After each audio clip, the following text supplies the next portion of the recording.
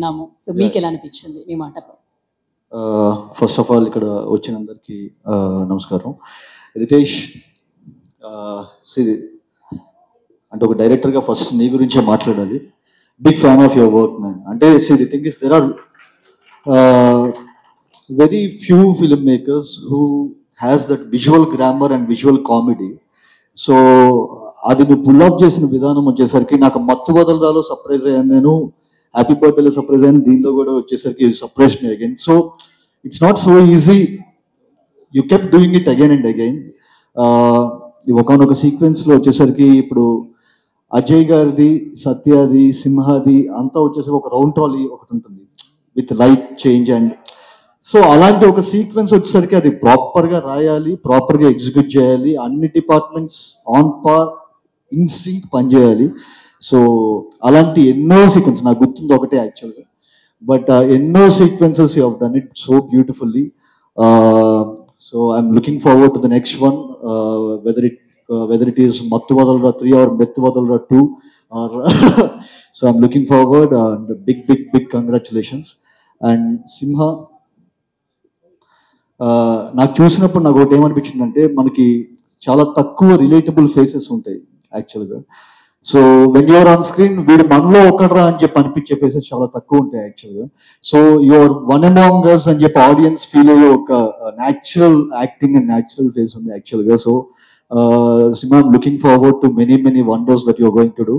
And the big brother Bhairava, big fan of your work, and color photo gani, Kartikeya 2 gani, the Jason work, Pritokkati vachesariki it's outstanding. I'm very much looking forward for your next project. And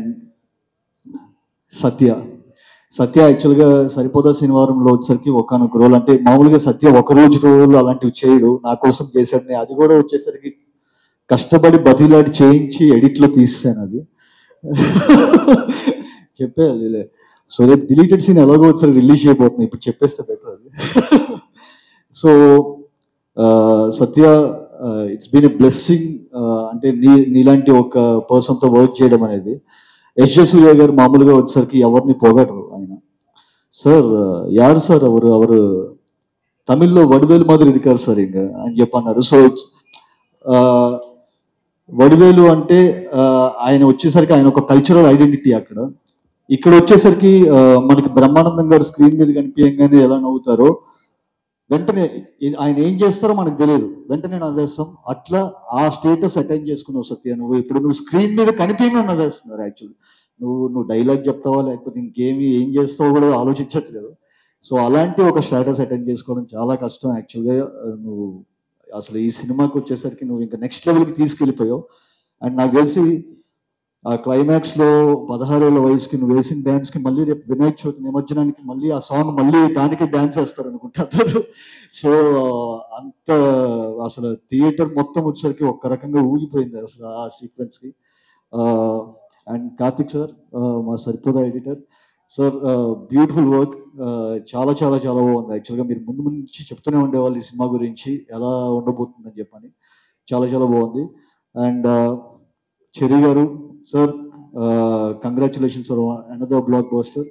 and Raja and Sunil గారు, జీవన్, రోహిణి గారు sir, మీ పేరు నాకు తెలియదు, బాజీ ఊర్నా కొడుక పేరు ఇద్దరు, వాళ్ళిద్దరూ చాలా బాగా చేశారు. So for each and every one, to the whole team.